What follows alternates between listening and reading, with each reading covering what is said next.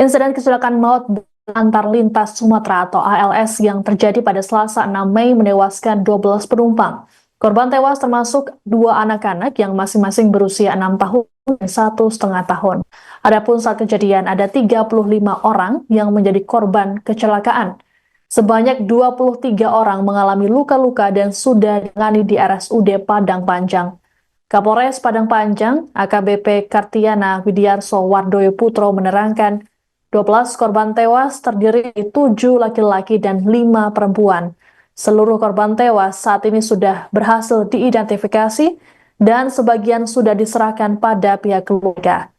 Kasubit Dokpol Bidokes Polda Sumbar, Dr. Eka Purnamasari mengungkapkan, sebanyak 8 jenazah. Download Tribun X sekarang, menghadirkan lokal menjadi Indonesia.